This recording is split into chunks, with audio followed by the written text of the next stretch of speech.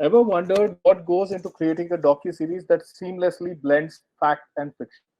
Well, buckle up, because we have the talented Sharath Jothi in the house, the brilliant minds behind the captivating Koose Muniswamy Veerapan, the crime docu-series now streaming on Z5.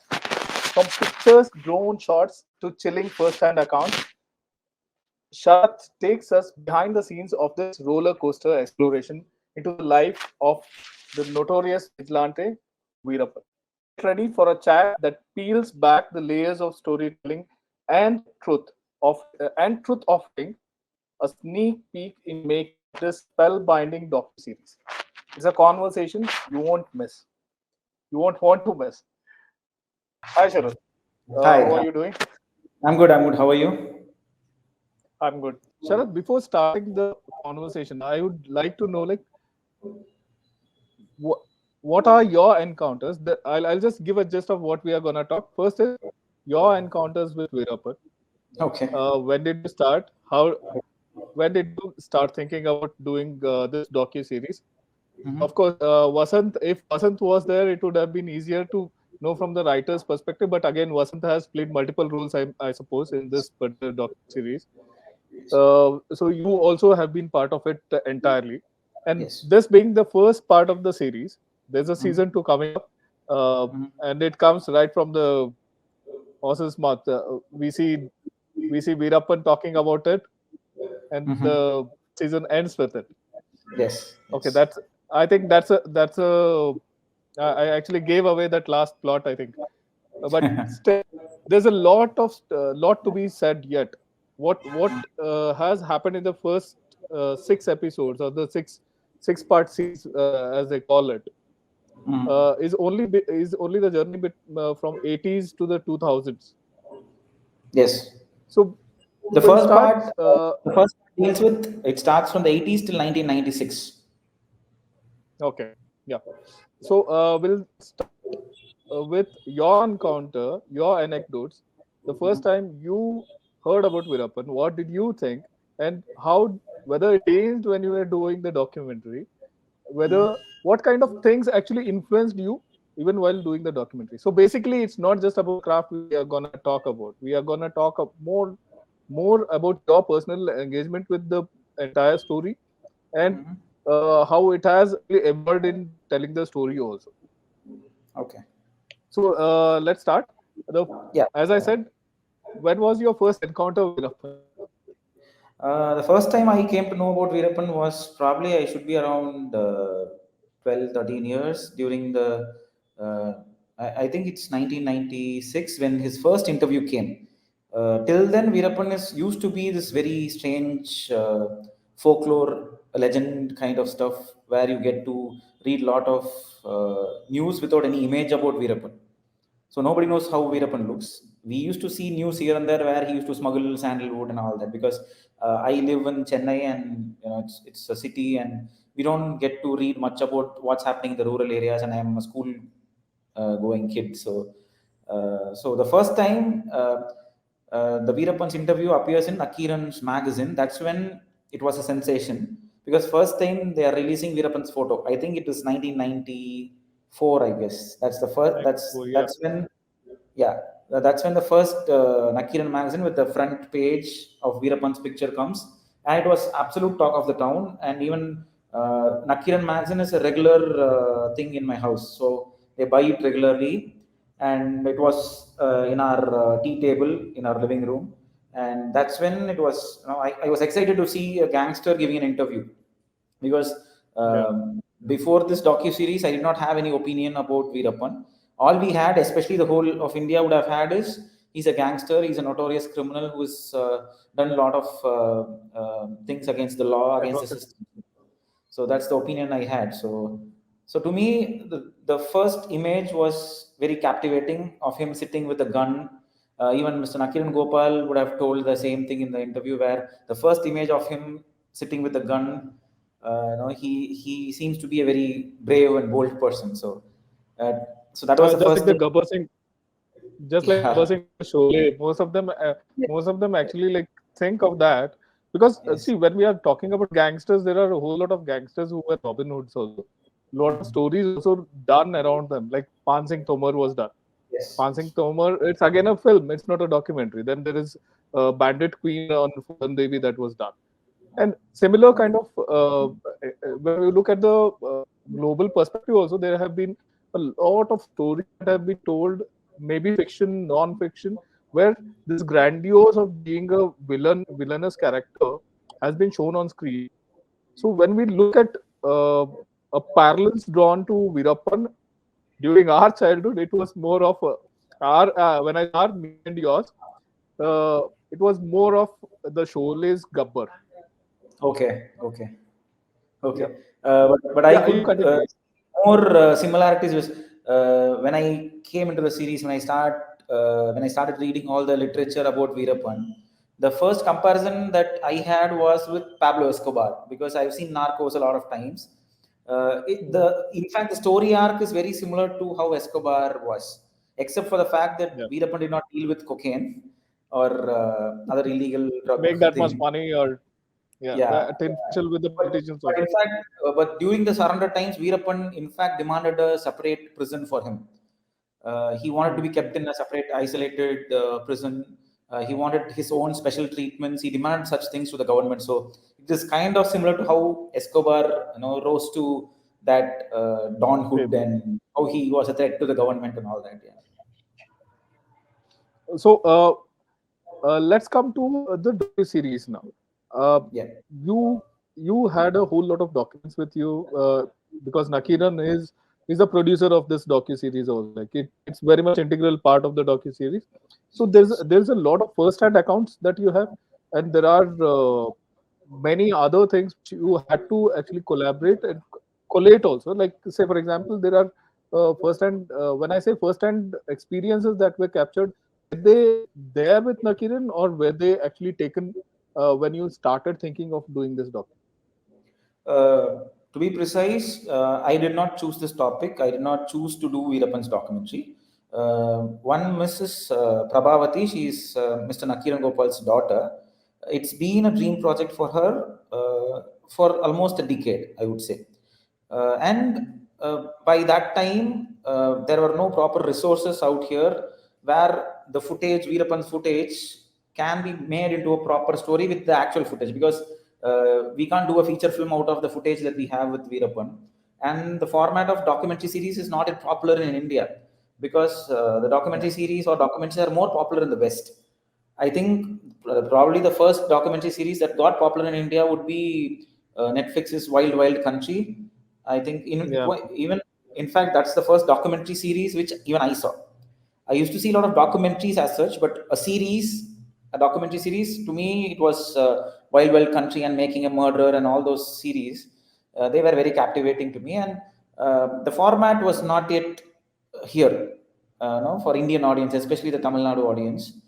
Mm. So they were figuring out a way to do it, and by 2018 and 19, they actually created a pitch deck with a basic storyline and also what is going to be part of this documentary. Mr. Vasant, Mr. Jayachandra Hashmi, and Prabhavati, they were the core creators of the project. So they created a basic pitch deck and they have been pitching it to a lot of OTTs. And finally, it was Z who understood the sensibilities and the sensitivities of the project, and they were ready to bankroll the project. So that's when it started. By the time it started, it was like 2022, and when the project got greenlit, they were looking for a director to take over the show, to manage the creative part of it, to convert the research material into the visual documentary series. So that's where my role comes in. So that's how this whole process started. Well, when you were approached for the first time, what was the Mhm. first line that was told to you, and how excited were you, or what kind of questions you had to Vasant and Prabhavati, Yeah. and even In fact, Ashmi? I met Mr. Sham from Z5.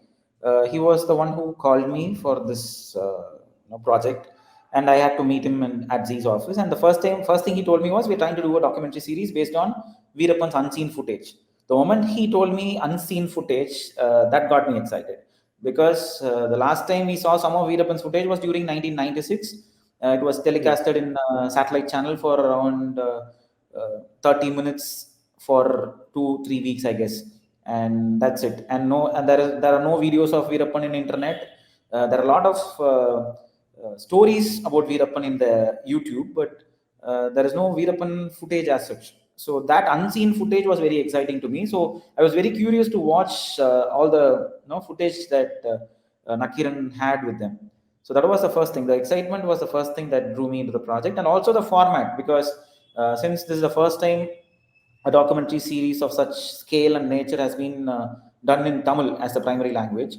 There is no documentary series which was done before in Tamil, so that was also a curious factor for me.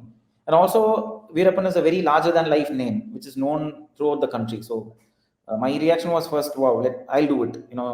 I was sold, completely sold the moment they told me. See, there have been a lot of stories written, talked about, and even broadcasted. As also, I mean, just like there were films which were made, and there was a parallel. There is a parallel on Netflix on Veerapan again. So, did you not see like how would this really work? There are a lot of stories already told about Veerapan and Mhm. films made on him. And another parallel Veerapan story that came right before or almost at the same time when your document came out. So, had you did you have any two minds, or did you think that doing this documentary might not be that a thing, like because you have already a lot of watching done on it?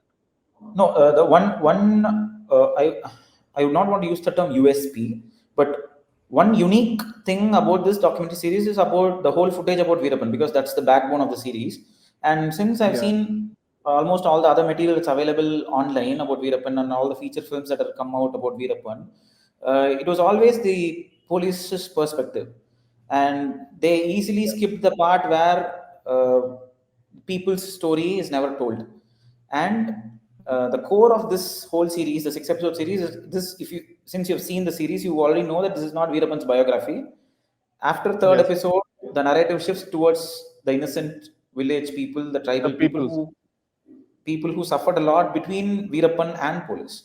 So that is the core of this series, and this has been never told before ever in any mainstream news media or any mainstream OTT platform.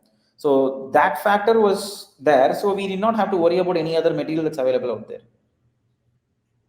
Well, when it comes to research, where you had a whole tranche of details with you, whole lot of details, whole lot of what do you say, testimonials, even the Veerapan footage. You have a lot of Veerapan's footage with you because Nakiran had kept on documenting Veerapan right from the start. The moment he became a name who was dreaded by both the states, Nakiran started following him. When I say Nakiran Gopal started following him, and he's a guy who has actually documented a whole lot of it. So you had a whole lot of footage. How do you put it? Like, did you try it chronologically? Did you go according to the script which you wanted it to be, or how did you actually manage to actually put it in Yeah. this tranche? There, by the time I went into the project, there was already a base idea which Prabhavati, Vasant, and Jaychandra Hashmi had put together, and it was also based on the 9 hour footage which they already have. Right now, what you've seen in the first season is the condensed version of the 9 hour Veerapan tape, where he's almost Mhm. talking from his early life till wherever we have ended. That's the whole story that he's given when Nakiran's journalist met him during the 1996 year around March or April. So they're already formed a skeleton of what's going to come in each and every episode. But they were very open enough when I went into the team, because I was also part of the writing team. So they said, you watch the 9 hour footage completely. You can also read all the archival materials which Nakiran has. And if you think we can rearrange the story, we can have a discussion and we can still figure out the best way to tell the story. They gave me the freedom completely. So once I joined the team, myself and my direction team, we completely watched the 9 hour footage at least 3 times. We took all possible notes, all the exciting factors that Veerapan says, and whatever could make the story more exciting, and things that have never been told before. We took extensive notes on all the 9 hour footage, and we also read the news articles which were published in Nakiran from late 80s till 2000s. So they were like 10 volumes of binded books which had all the published articles from Nakiran. Then we went to government libraries. We collected a lot of newspaper articles which were published during that time, all the political events that happened during that time, which had at least some sort of link to the Veerapan case. So we did some extensive research, and then I had my own viewpoint towards the script. Then we modified the script based on my inputs, and I'll write a version of all the 6 episodes. Mr. Vasant would write his version of all the 6 episodes. Mr. Jayachandra Hashmi would write his version of the 6 episodes, and all of us would exchange our versions, then make notes and find the best out of all the three, and then we finalized what you're seeing right now. And in fact, since this is a documentary series, the process was very tedious because you can't write it like fiction. Yeah. Because there is Veerapan's footage, and then we divided all the Veerapan footage into 6 episodes. Yeah. Then, based on that, we decided that okay, his early life could be the first episode. Then his rivalry with Mr. Srinivas could be the second episode, and then gradually the scope of the story expands to Veerapan versus the police department, like especially the Yes. Karnataka police department and the Tamil Nadu police department. And That's uh, into the wild. Into the yeah, wild, right? That's yes, the episode you're talking about. yes. Yeah. And once that happens, the STF is formed, and when STF is formed and hunt for Veerapan begins, that's when the people's story comes into the screenplay. And after that, how Yes. informers were created and how these informers get caught in Veerapan's trap or Veerapan's Veerapan and intelligence. the STFs. Yeah. Yeah, yeah, they are stuck between Veerapan and the That. STF. Yeah. Because Yeah, see what when I was watching it yesterday, like after I had watched half of it and the rest half of it, I was watching it yesterday. So while watching it, it's kind of interesting to see Veerapan say talking about Makkal, saying that he is pro people, and somewhere down the line he transforms from being pro people to actually being to himself. yes, Himself, as in like he trying to protect himself. He sees whenever he sees a threat, he starts killing people. That's where the change actually happens. But yes, so that particular aspect of it, like, how did you go through that process? Like this is where it has to be. The narration has to go in a certain fashion. yeah. Maybe In fact, because that's it was accordingly, but the yeah, way it has been shown, it has been yeah. actually brought into picture. Yeah, Mhm. gradually, you at the start when you start looking at it, when you start looking at Veerapan's actual talking, and you don't actually take him serious. You don't actually see a bandit who is so cruel, so barbarous, and who would go to an extent of killing anyone. Although you see him talking about police officers killing, the first killing that happens, and then the Srinivas thing happens. There you start actually seeing that contrasting thing that's running in his head. So Mhm. how did you manage to actually do that But narrative? Because yeah, that's kind of interesting. yes, yes. When you see Veerapan's footage in a very standalone manner, just the Veerapan's footage, in fact, you will fall for him. You like him as a hero because he himself is narrating his own story. You will obviously empathize with him. You will connect with him. But the moment you step out of Veerapan's footage and start reading other news material, your opinion completely changes. There's a shift in your own perspective. So, what we as writers and creators decided was let us not create any opinions for ourselves.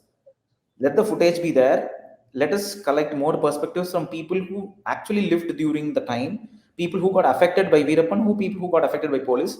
Let's put in all the stories together in a seamless way so that people can make their own decisions. Because initially it was very difficult for us. For me, the moment I started seeing the footage and reading the research material, for the first 200 pages, Veerapan was a hero to me. And after 200 pages, gradually my perspective is changing. Okay, he's not a hero, but he's not supposed to do all these things. And at later Yeah. stages, you will realize why did the government not step in the right time and stop all these killings? because innocent people are getting killed here. So this perspective shift actually reflected in the screenplay, because we wanted the audience to experience the perspective shift. Because in the first episode, you kind of root to Veerapan because he comes from a very humble background, and because of the forest law, there is a ban in hunting. And since he does not know anything else other than hunting, then he's choosing an illegal way to continue his hunting, to start poaching elephants. And then after a point, he's becoming greedy, and so that he's starting to hunt more and more elephants, and he is finding a livelihood in ivory trade. And then because of the Yeah. ivory trade, there is a rivalry that's building up between two gangs, and police is using that gang to kill Veerapan, and then Veerapan is not able to attend his own mother's funeral. So at some point in the overall first episode, you actually empathize with Veerapan. uh, Yeah. it feels like as if he's been cornered and he did not have anything else to do, and he's a man who's grown up in the wild, and he'll behave like that. But the moment he starts killing more and more police people, especially innocent people like the driver who worked for Mr. Gopalakrishnan, when the moment his daughter appears on screen, the moment you see the policeman's daughter and Veerapan's daughter talk cut after cut, Yes. that's when this Yeah. narrative shifts towards innocent people. So the same narrative shift which happened to us while we were researching, we wanted that to happen to the audience also, because none of us have any opinion about Veerapan. I also wanted the audience to have no opinions on Veerapan. He's not a hero, he's not a villain. He's just a normal human being who was pushed into such a life and who reacted to things that happened to him, which could happen to any Yeah. of But us. again, but again, when you say the statement saying that he was pushed into things and he followed a path, that I was like empathizing with it. No, that ends with the first episode. The moment you see a bomb Yeah. blast where Yeah. 22 people killed, and the moment you see Suja talking, the police officer's daughter talking very innocently, she'll say he could be good also, but he did not have Yeah. to go to an extent See, where he could kill.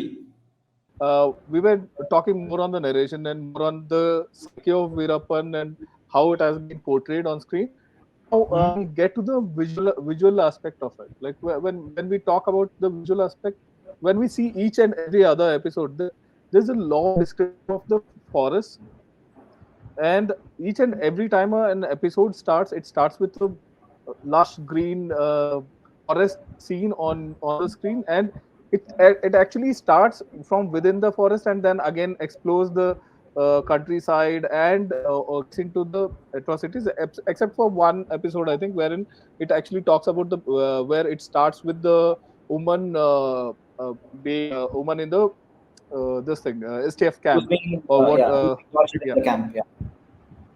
Yeah. Was it a thing which you actually thought of, or was it as part of the narration? It just came along and then you cut parts off to that. No, Was it the moment, part yeah, wise, yeah, or was it shot once in a while and the entire thing in the stretch and then you cut it into parts? no, one thing where we everybody in the team were conscious about was we wanted this to be visually big. Visually big in the sense we are making this documentary series for the mainstream cinema audience who are not used to a documentary series, because the whole mindset of people here, especially in India, is documentary is a very boring thing to watch. So we wanted to break that first, so that the visuals look very immersive. And also, Veerappan's story is a story where forest, valleys, and hills are always metaphorically attached to his life. So he's always Yeah. spent his life in the forest, and he has survived in the forest completely. So instead of bringing the story to audience, I wanted this audience to go into the story. So I wanted them to be part of the story, so that it becomes a very immersive experience for people who are watching. So the drone shots of, or the aerial views of the forest were always part of the narrative, and I wanted the audience to understand that it is such a vast landscape, and it's not easy for anybody to survive in that landscape. And it is also Yeah. not easy for the police people to find one person in that huge, Yeah, almost, combing such a big forest would be it's literally an impossible task. it is impossible. You It's get like into a forest, you'll finding. never get out of it. Yes, because it was very difficult for us with a 60 to 80 member crew. When we went for shooting all those recreated scenes which you see here, it was very difficult for us to navigate. Once we go into a particular spot which is like almost 3 kilometers inside the forest, it is very difficult for us to navigate back to the main road, because sometimes we get lost, sometimes we take the other route and we walk and walk and walk and we still don't find the main road. All such things happen. And if it rains, it becomes very difficult. And even if it's going to become very dark, because you'll have to start walking back towards your base by 5 o'clock. If you're going to Yeah. stay after 5 o'clock into the inside the forest, once it You're becomes stuck there. dark, you're stuck there. And that's the time where all the elephants and leopards start coming, start roaming freely into the forest. So it was very challenging. And every time when I stepped into the forest for shooting, the one thing that was running into my mind was, how did this How man do we look survive into it? for 10-15 years in the forest? Because it was the exact forest where Veerapan survived. We did not go to Yes. any other shooting location. It was the exact location where Veerapan survived for 15 years. It was the same forest. So I was very curious on how this man survived without any GPS, without any technology. How did he even manage to survive and escape from police from time to I, time? I think I think it was also he could actually survive is also because he was so keen with everything that's in the forest. And He completely from knows the how the forest STF, works. yes, from the police, most of them are not even knowing where they are going, what they are doing. They may be trained with the weapons, but Because they are we not actually even. have to feel pity. We actually have to feel pity and sorry for these policemen, especially when they are stationed in those STF camps. Uh, I won't feel sorry for them for the torture they did to the people. No, they have to be seriously punished. Uh, there is no mercy for Accountable. all these policemen who committed all those crimes on innocent people. But initially, before all these crimes began, when police started going into the forest for the very first time, they don't have any maps. They are not trained to navigate through forest. But Veerapan is living in forest since his age of 10. He knows the forest in Yeah. and out. He knows how the birds behave. He knows how the animals behave. He can sense an animal nearby by looking at its dung. He can sense Yeah. the tension around by seeing the birds fly. So he knows all that. Yeah. The So last with some, episode actually talks about it.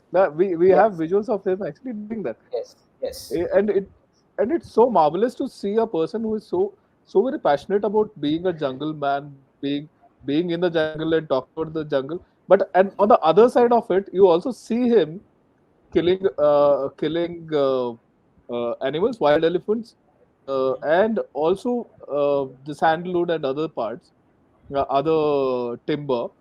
So it's kind of like he has this. You can see that stark difference between both the actions. It's kind of a villain whom you can't actually ignore, but you can't love him either. yes. Yeah, that's exactly the right point you said. He's not a villain that you can ignore, and he's not the hero you can worship also. He's got all the Yeah. traits. Because I would tell you this example. This is a very classic ironical example which we came through during the process of the series. There is this particular tribal village in the border of Karnataka and Tamil Nadu. It's called Geddesal. We went to the tribal village where Veerapan had murdered 6 people. He actually killed Hmm. 7 people, but one person survived from that incident, and we also interviewed him. And Yeah. their livelihood is completely dependent on the forest.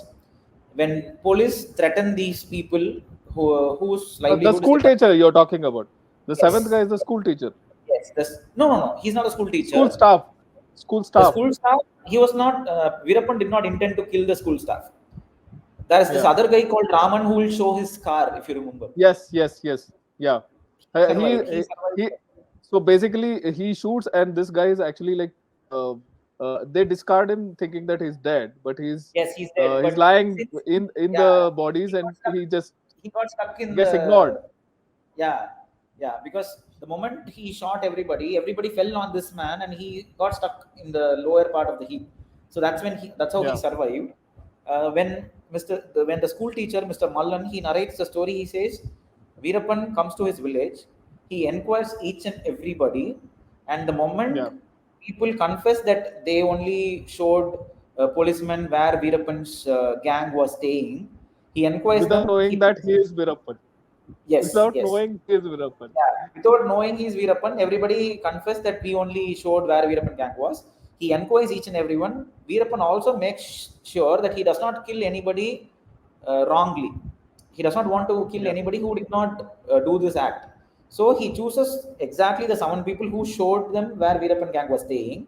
And when they were supposed to shoot these people, the school teacher comes. The person who works in the school, Yes. he comes across. Veerapan's brother wants to shoot him, but Veerapan stops him and Option. says he did not do anything. Please let him go. He works in the school. We are not supposed to do anything to him. Please let him go.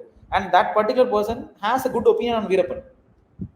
Hmm. He has seen him kill people, but just because he let him go, that he did not do any mistake, he says Veerapan should be a good man. He only kills people no,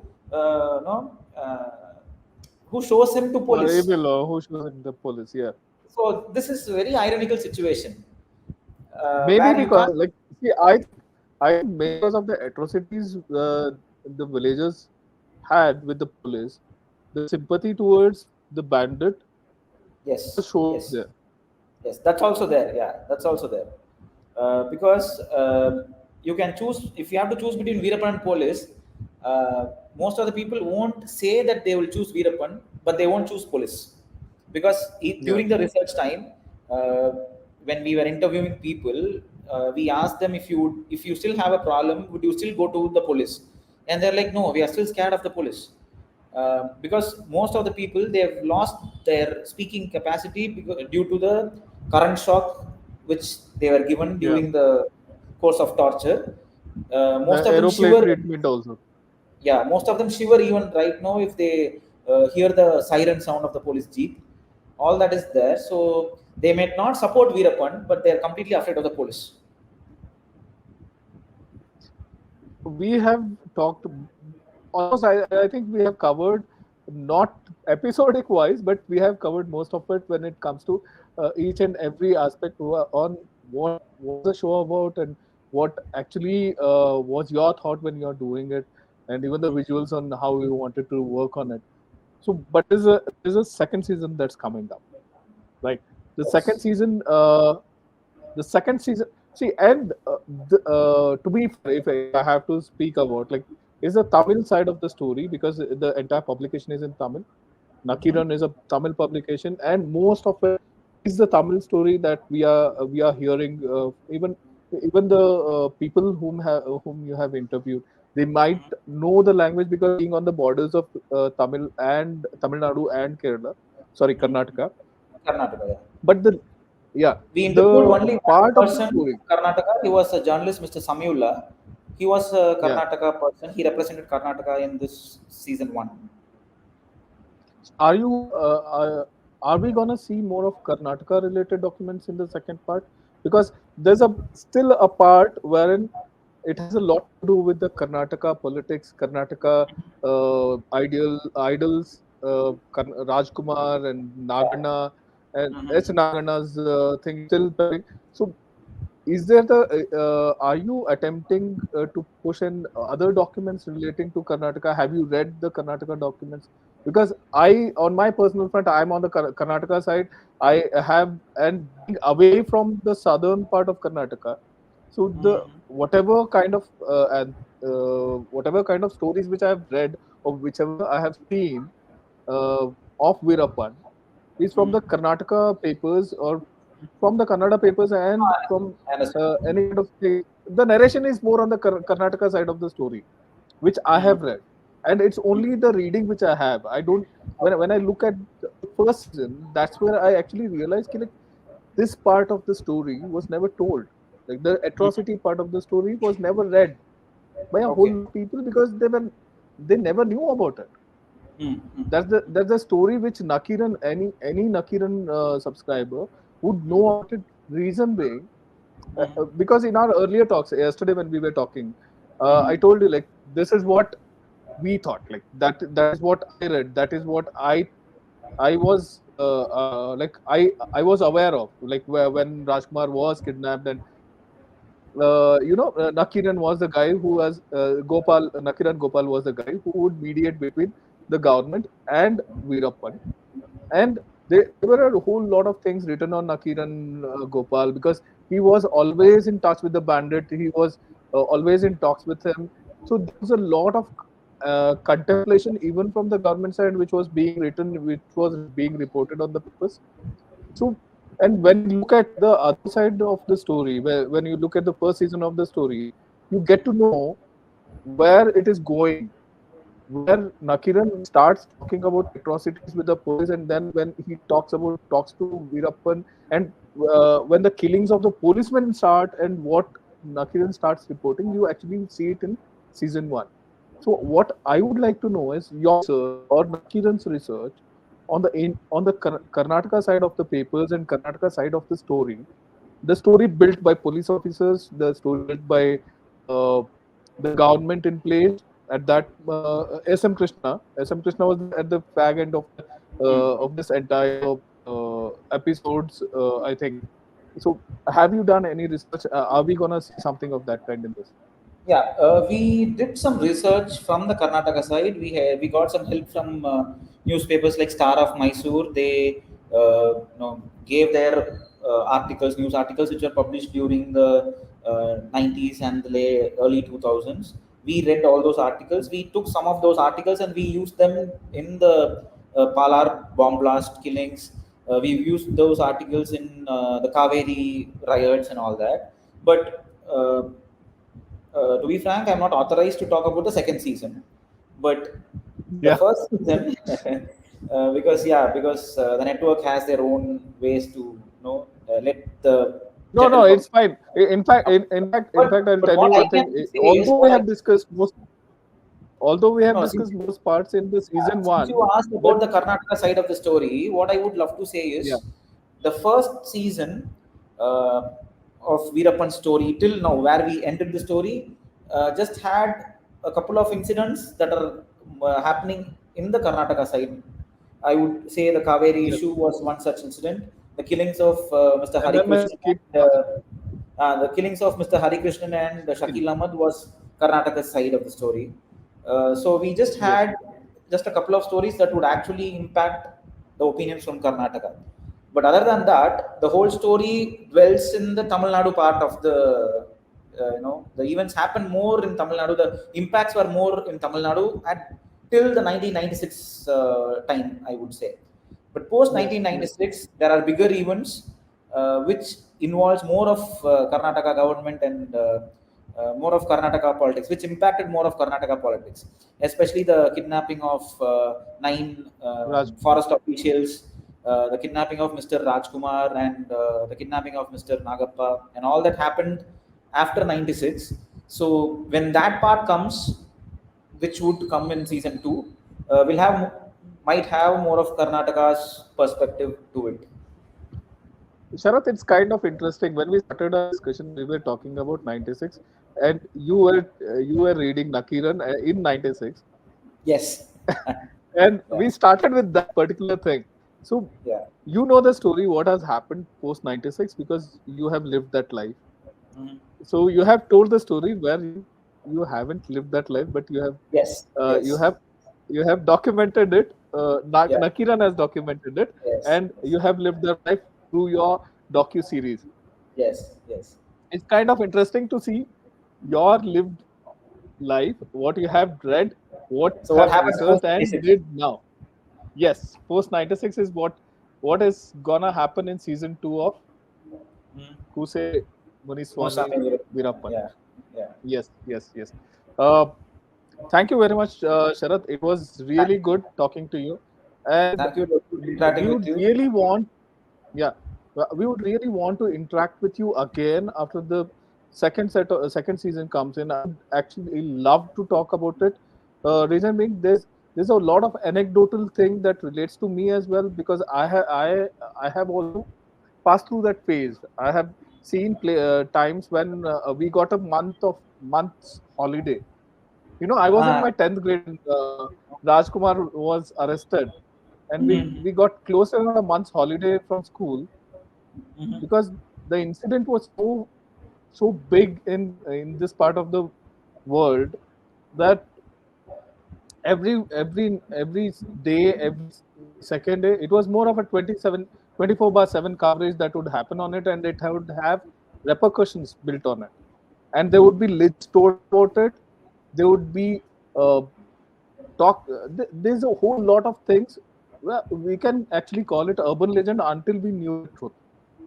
Okay. So all of that thing, when I look at the documentary from the what do you say, horse's mouth, by looking at the people who have been in there, done that, and who have faced it. When we look at it, then all these shackles, all these mirrors which we have, will be broken, and it would be interesting to see how perceived and what exactly happened, or what exactly did, like, based on your docu series. So what exactly it had happened during that period of time. Okay, from Thanks a a lot, writer Sharath. or Thanks for, filmmaker's yeah. perspective, I just want to add one thing. Since the season one, since you've seen season one, I'm sure that season one gave you through light to a lot of things which you never seen or which you never heard before. Similarly, season two would also Certainly. have a lot of unknown perspectives, unknown information which is never seen light before. So probably you can wait for more surprises in season two also. Yeah. Okay. And can we know when the season 2 is coming? Is it in the Uh, pipeline? Things are under process right now, but we are also eagerly looking forward to uh, working on season two. So that's the news from me right now. I can't talk about it with more details. So Thanks a lot, Sharath. Thank you very thank much. you. It was really heartwarming to have you have a open discussion on the entire set of things which you have worked on, and the it has come out marvelously well. Sad that Thank not everyone can watch it, because there's a age restriction added to it because of this certain set of scenes, and it actually has to be there because you knew it well even before you started producing it. So uh, I I think it's a kind of a documentary series everyone should watch, and before making a judgment, before understanding, just by reading, if you go through the entire docu series, you'll have your own opinion, and we would like to know what you felt about the docu series. Thanks a lot, Sharath. Thank you very much. thank Thanks for you. being with us. Thank you.